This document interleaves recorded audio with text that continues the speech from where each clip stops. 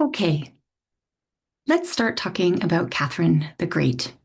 Here are two pictures. This is one of maybe the earliest portrait done of Sophie Augusta Friederike of Anhalt-Zerbst was how she came into the world, and she went out of this world as Catherine the Great, the Empress of Russia for 34 years. She was the longest sitting empress, a monarch, on the Russian throne. And as a matter of fact, we understand that Vladimir Putin of Russia has put his sights on breaking her record. And if he stays on the throne until, well, past 2034 now, he will accomplish that. If if the question is if we count the years of 2008 to 2012, what they called the Rakirovka, where he became prime minister and Dmitry Medvedev was president before Putin went back to the presidency, but by all accounts really retained his authority. Um, so how will we count it? At any rate, Catherine the Great. Perhaps with the exception of Catherine the First, no one else who has ever sat for any appreciable amount of time on the Russian throne had as little legal claim to it as did Catherine the Second. She could be compared with the false Dmitri of the early 17th century, the pretender who occupied the throne by deceit. But the false Dmitri the First, held power for less than a year. When cursed by the population and the church, he perished at the hands of assassins and mobsters in a perhaps Polish-inspired riot. Catherine's reign, which lasted 34 years, proved to be, unlike the time of troubles, one of the most felicitous in Russian history. The economy grew tremendously. The population grew significantly, both through territorial acquisition, which was significant in her reign, but also through natural growth. And it was also under her reign that Russia really emerges as a major world power, a power to be contended with, at any rate, with an opulent court to boot. So her reign was one of the most felicitous in Russian history. And in the 1830s, the philosopher who became very famous in another aspect, Pyotr Chayadaev, he was declared insane by Emperor Nicholas when he said things too critical about Russia and its history. But Chayadaev said of Catherine, her reign was one in which no other people could identify so completely with their government as the Russian people did with theirs in those years of victories and felicity. Her subjects called Catherine, who was born a German, a little mother, and they bestowed upon her in her own lifetime the title of the Great. And when she died, one English minister who spent a good amount of time at the Russian court wrote Unter la Russie. Excuse my accent, but in French, this Englishman kind of indicating that French was the lingua franca of the time. Most of Catherine's memoirs she wrote in French, as a matter of fact. But this English minister wrote, "They are burying Russia." So the phenomenon of Catherine II was both unique and simultaneously characteristic of 18th century Russia. It was she who was destined to complete many of Peter's projects and to put forward new principles of governance. She greatly altered the nation's visage and its relationship between state power and the public. So before we get into her life, I want to spend a little bit of time just showing you some pictures of her and making a few offhand comments that I'll probably repeat as we move along. But so as I said, here is an early portrait of Sophie Augusta Friederike, born in April 21st, 1729, in Stettin. And Stettin at the time was in Prussia, and it is now in Poland. And she was born into the family of a prince, and his name was Prince Christian August of Anhalt-Zerbst. And there's a, well, no, we'll leave the deeper connection. So, and this picture was one, I believe, that was a portrait was made and it was sent to the court when Elizaveta Petrovna was considering inviting her. So this is this early portrait done. And this is a portrait of Catherine done much later in her reign. And I want to, we can take a look at this picture closer up. So this picture is done in over some amount of time, maybe from 1763 to 66. It was painted. And Catherine came to the throne in 1762. And here she is being painted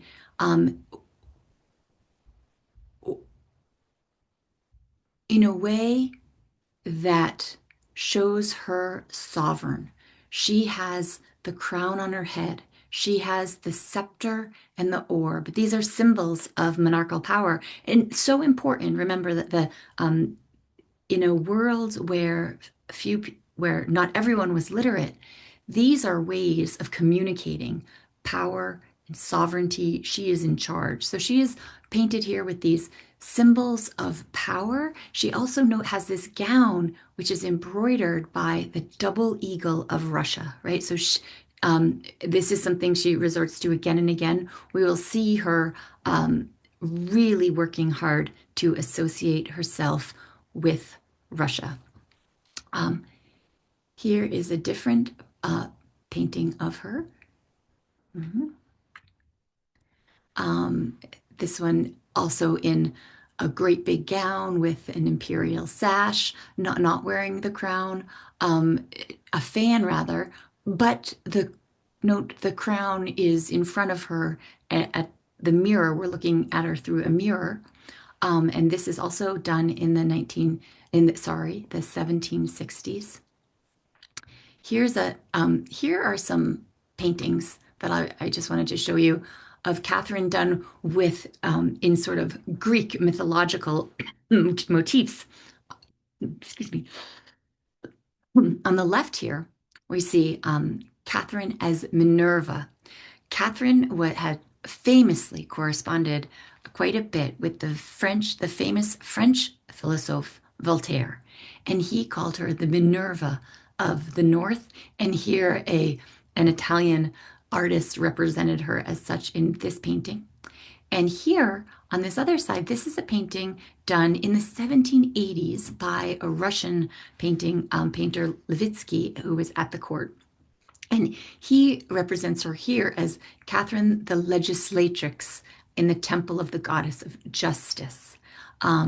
We'll talk more about how important, even if unfulfilled, Catherine's aspirations to have a lawful empire were to her. Here's a portrait of Catherine done in the 1780s, so now much later in her reign, perhaps done with opulent robes that suggest it was colder during the time that she was sitting for this portrait. And here as well is another painting done in the 1780s. And here, now, if Catherine comes to power through a coup in 1762, and she doesn't, by many accounts, she has no legitimate claim to this throne. And so it makes sense that early in her reign, we see her working hard to associate herself with Russia. That I am legitimate.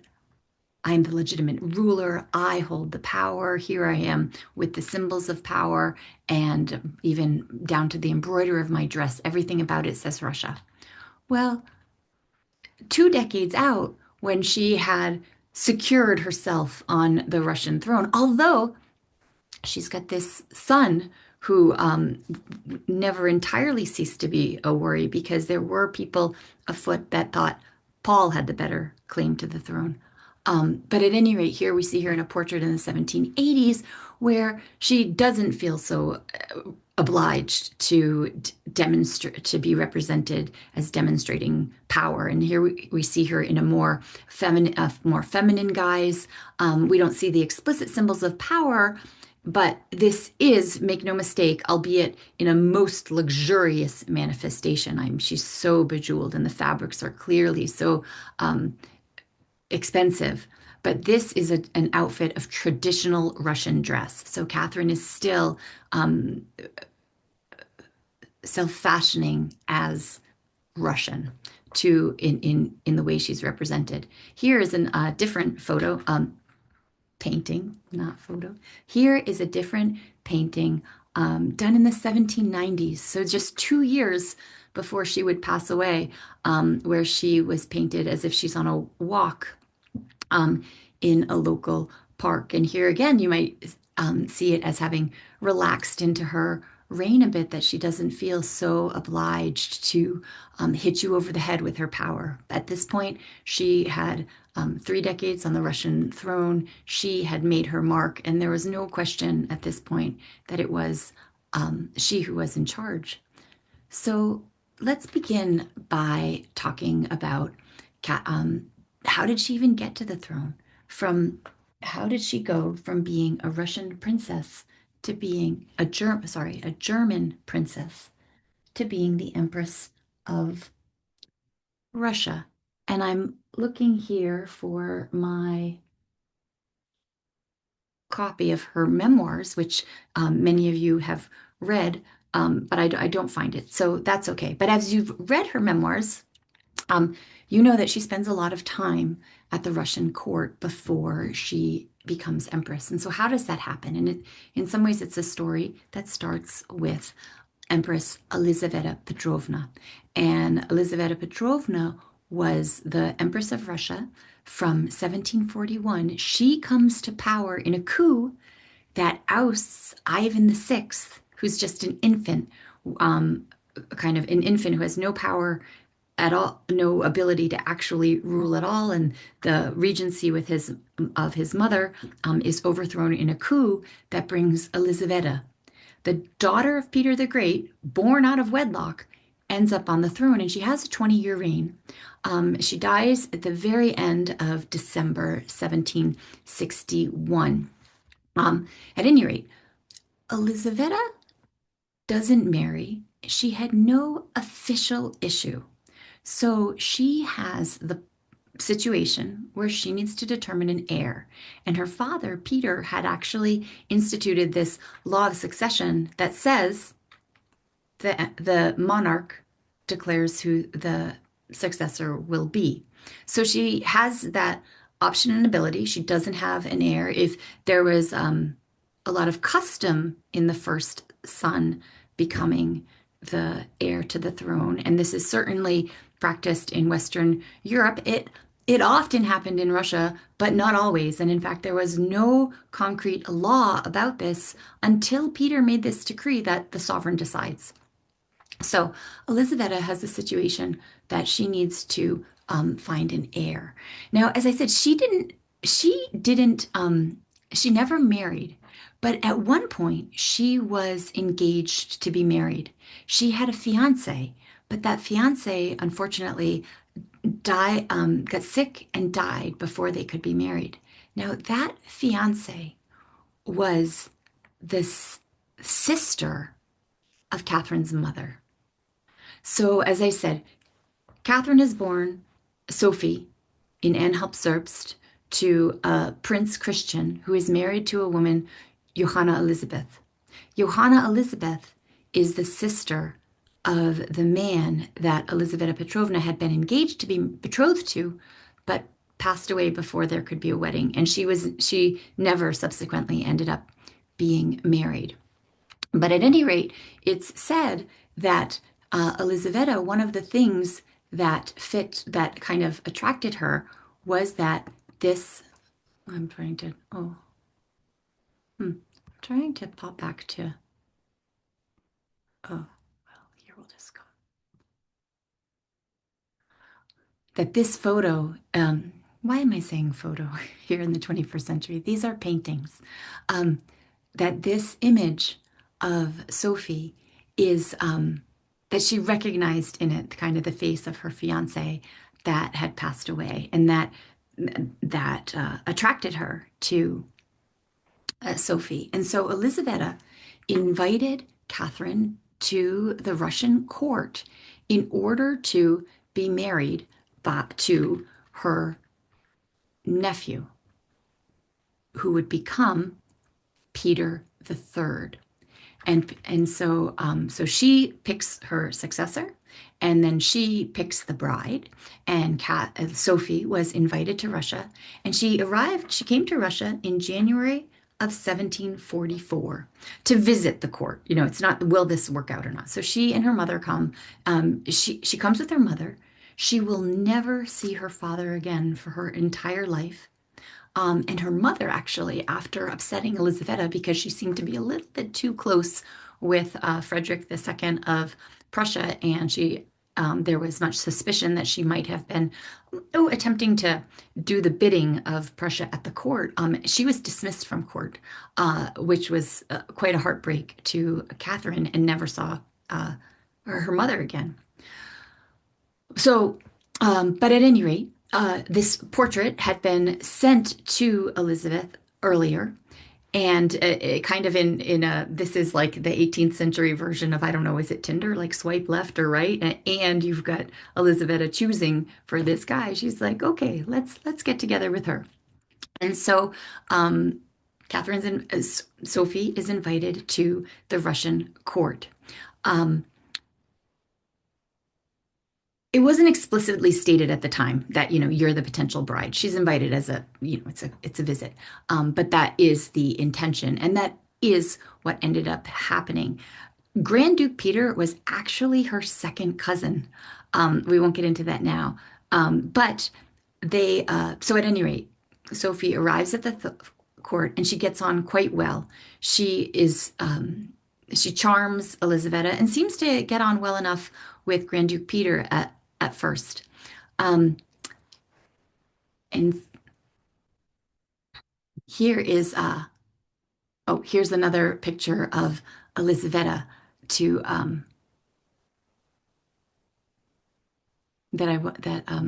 wanted to show you as well, while we're just a little bit portrait heavy in this picture.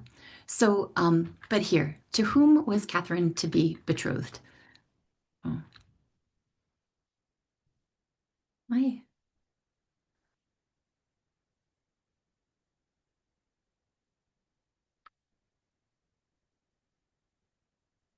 there we go. I'm having a little, my mm, slides are not advancing as I want them today. So who was her betrothed? So her betrothed will become Peter the Third. He's born in 1728. He dies in 1762, in the coup that brings Catherine to power. He is the son of Anna Petrovna. Anna Petrovna is the sister of Elizaveta Petrovna. You hear that patronymic. Anna Petrovna, Peter was her father. Elizaveta Petrovna, Peter was her father. And so these are two sisters, both of whom were born out of wedlock to his, Martha Skarbonskaya, who becomes Empress Catherine the First. Um, and Anna Petrovna was the only other child of Peter who lived well into adulthood. So Peter's mother, Anna Petrovna, died when he was just 3 months old. And then his father died when he was 11 in just 1739. So he was brought up, he was an orphan. And the family tree here is he actually has some claims to the Swedish throne as well as to the Russian throne. And you would think that for someone that is in such a potentially important position, um, that his upbringing would be attended to most carefully. Well, it was attended to, but he seems to have really been brought up by a quite bullying governor and tutors, to say the least. And at any rate, whoever to blame, whoever will blame, he became an impulsive, a false, boastful, and a liar was the way one person described him. So he was born as Charles Peter.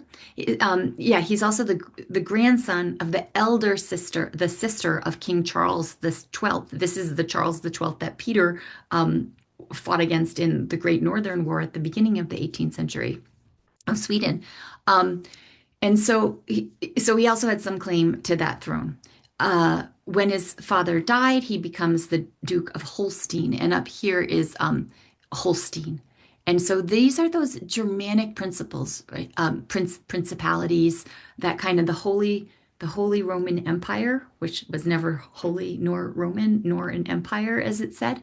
Um, we don't have it. Germany is a word, Germany is a language with many different iterations, but Germany as a nation state only solidifies in the late 19th century. So you have all these principalities. And indeed, that's one of the reasons, as we'll see, um, there's a method to the madness that Russia is making so many marriages of these small little provinces that all the benefits of European culture and Europeanized courts without the downside of a superpower that might bring too much leverage to the Russian court.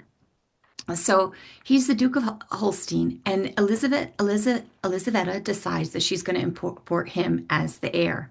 So he is brought to the Russian throne.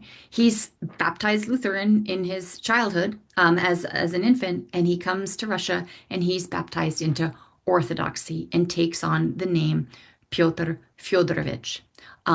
Then he receives the title of Grand Duke. So this is, Charles Peter, Duke of Holstein, baptism and kind of inauguration into a noble title in Russia. Now he's Grand Duke Peter Fyodorovich, not yet um, Tsar Peter III.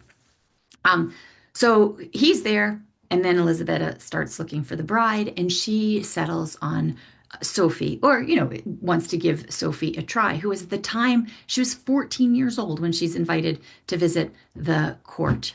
Um, Sophie arrives and is quickly baptized into Orthodoxy as well. She's christened.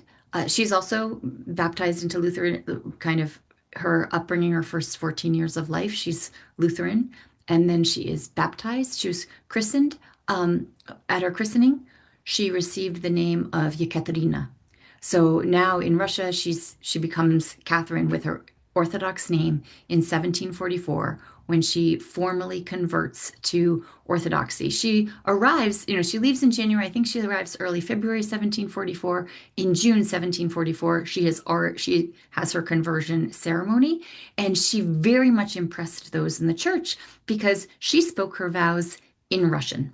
She applied herself. She was very serious about learning Russian. Even Catherine has said, she she was smart, she was ambitious, and she understood that it was to her favor to learn Russian well, and she learned it better than Peter. He never spoke Russian as well as she did, although language of the lingua franca of the time is French. At any rate, so June 1744, she is baptized into Orthodoxy in Moscow. And then in autumn, just a couple months later, Peter gets seriously ill with chicken pox. It's somewhere it said measles, but it's chicken pox that then gives way to smallpox. But that's not the normal course of event for this illness, but he ends up getting both. And he will end up being horribly scarred and his face quite pockmarked from this disease episode. Catherine, when he gets the diagnosis, she is whisked away to safety. There's that understanding of contagion. And Elizabeth it said, attended to Peter personally and kind of tried to nurse him back to health. About a year after that, in August 21st, 1745, the two are married. And at this point, once she's married to the Grand Duke, then she becomes Grand Duchess, and she's Grand Duchess Catherine Alexeyevna.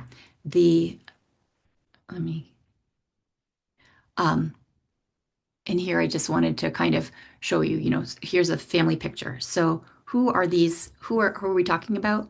Here's Peter in the family tree, and Peter with Catherine the First had a daughter, Anna Petrovna, who dies at 20 years old just months after her son is born. And she'd been married off to Charles Frederick, the Duke of Holstein-Gottorp, and they have a son, Peter the Third. People that are really into genealogy point to the Holstein-Gottorp Romanov dynasty, the house that, yeah, that dynasty, the Holstein-Gottorp. And so they have Peter, this, who will become Peter the Third and rules, and he will marry Catherine. Um, this is, oh, actually, well, this is, we don't need to deal with that. That's back to Catherine Ioannovna, who had Anna Leopoldovna, who was the mother of Ivan VI, who was ousted for the reign of Elizaveta Petrovna. Here is, if you want, you can stop and kind of study this genealogy. I know I said get extra credit if you come to drop-in hours and tell me, the genealogy of Ivan VI. So there's a little bit more help at that with this visualization. And so here I just want to, talk a little bit about all this confusing dynastic stuff, and because it ties back in. We've talked a lot about marriage in the Muscovite period, right, where pretty much the rules of the game become, as we read about in from Russell Martin's work, the rules of the game pretty much become that it is super privileged to be bride of the czar, and the kind of power boost is so major that all these competitive elite boyars in their inner circle oligarchy are so jealous of the power from that it might accrue to a different family that they don't want to lose out. And so they kind of grab brides for the next czar from middling nobility within Russia. Peter starts more actively making marriages with European powers. Now, there is some history of this in Russia with there's some falsified attempts or some unrealized attempts, and often these intentions crash on the rocks of the conversion to Orthodoxy, which European candidates tend to refuse to do. But it's Peter where we really start seeing now the Romanov dynasty is marrying abroad. And as I mentioned before, where are they marrying abroad? In large part, they're not making marriages with the biggest, most powerful dynasties in Europe, although there's negotiations about this, right? There were negotiations that maybe Elizaveta Petrovna would get married to a French prince and things like that, but they don't really happen. The marriages that we see that happen are to these small German principalities. 1710, Anna Ioannovna is married to the Duke of Courland. 1716, Catherine Ioannovna is married to Karl Leopold. 1725, Anna Petrovna is married to, why is that little thing there? Oh, I don't want that there. Yeah, I don't want that there at all for you. Put that out of the way. Anna Petrovna, daughter of Peter I, he marries Karl Frederick, and it's their son who will become Peter III. And then Anna Leopoldovna, also the granddaughter of Johann Alexeyevich, he gets married to Anton Ulrich. And then Peter will end up marrying a princess from this area as well. These small Germanic principalities are sort of the go-to place. All right. So here we've come back to, we'll look at a few more pictures. Here is just another of those initial portraits of Sophia Augusta Frederica, who will be baptized as Catherine. And this is a portrait done in the year of her marriage. And now she has imperial insignia on her as she becomes Grand Duchess. Here's another picture of her done in 1748, a few years into marriage. Here is her wedding gown that you can see on display in a museum in Russia. And here is a picture of Catherine and Peter as the royal couple early in their marriage. This young boy here is not a child of theirs. It's the kind of turban might give away that he's sort of a court jester type page, and he's holding a pet that he seems to be delivering to them. So not quite intimate domesticity, but yeah, court jesters and pages are a big thing. Actually, well, Anna Ioannovna and Elizaveta Petrovna both very much enjoyed court life where dwarfs were they had dwarfs at court because that pleased them, and other types of curious figures as well. We'll leave that aside. At any rate, let's talk a few words about this marriage. So, in retrospect, it's telling that on her first introduction to the court and her first audience at what she was presented to Elizabeth and Peter, Sophie wrote of the major impression that Elizabeth made on her. And she said that Elizabeth was then in her prime, tall with an imposing figure, a beautiful complexion, lovely hair, radiant blue eyes, and regular features marred only by the potato nose common in Russian women. Um, but Sophie says nothing about Peter. In later writings, she would refer to Elizabeth. Um, In later writings, Catherine would go on to refer to Elizabeth as a battle axe and even say that she was sometimes drunk, jealous, and suspicion. But certainly, there is a bit of a honeymoon period on the first arrival. The marriage, however, was not a happy one. The new Grand Duchess spent much of her time reading. She developed her intellectual interests, and she was curious. She tried to be intellectual. She admitted when some of the texts she wrote fell flat, as I'll mention later. Um, and she also, from the very beginning, Catherine's character, her desires, her spiritual quests and needs differed dramatically from those of her husband. She was intelligent, clever, ambitious, and she understood perfectly well that in the person of her husband, Peter, fate on the one hand had smiled on her in terms of ambition, and she was quite prepared to fight for that fortune. But he, as an individual, um, was not a good match for her, and maybe wasn't a good match for anyone. Um, at any rate, um, in the 18 years that separated her arrival in Russia from her accession to the throne, she sought as best as she could to comprehend the nation or the empire of Russia, its history, its traditions, its customs. She subsequently admitted that she seized any and all occasion she could to win over the subjects of to win over the sympathies of her future subjects. In a sense, she was always campaigning. She was always working to gain favor, to network intelligently and favorably. Um, she was demonstratively pious. This is important in an Orthodox environment. And she was generous in her gift giving. In her memoirs, you can read about her going into debts as well. She understood. She was given an allowance and she wanted to make friends and understood gifts a way to do that. And that is one of her methods at all. And she would flatter shamelessly if she thought it could serve her. And as a result, she was enormously successful in having people that really were willing to put her faith in her and back her next to Peter, who was something of a disaster of a human being who liked, army games and torturing small animals, and just got a big kick out of norm busting, but seems to have been, at some level a repugnant individual. Um, it was perhaps a lower bar to shine. Um, in any case, the job of the bride to an heir is to produce an heir, and for a long time she was childless. This undermined her position. But finally, and she was encouraged, she was encouraged to have an affair, and she had an affair with this man, Sergei Saltykov. And finally,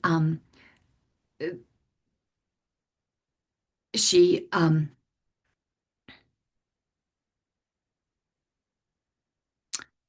following this affair, she was, which was kind of officially on the down low, encouraged, and she took this lover, and she had a son, Paul, and Paul was born to her September 20th, 1754. Catherine was 25 at the time. To this day, no one knows for certain whether he was the son of Grand Duke Peter or of Catherine's lover.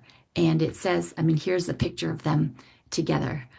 You could compare noses, um, and it was said at the time that there was some resemblance, but there were also people that said that he resembled Peter. So to this day, we don't really know for sure. The idea was that she had no experience in lovemaking at all, and an affair could help her just understand the process with maybe with then her husband. So it's not entirely unknown, but make no mistake, if Paul the First was the son of Sergei Saltykov and not Grand Duke Peter, then that means that the bloodline of the dynasty, that Romanov, that not a drop of Romanov blood, so to speak, is in the line post Paul, which is something to think about in a place where the environment, where dynasty, the idea of dynasty is so important. So,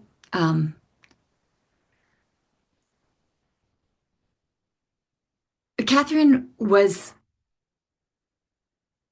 came to be out of favor with Elizabeth. Why? Well, not the marriage situation was not great. You know, that's not, you have an unhappy marriage, no heir is being produced. Elizabeth didn't love this.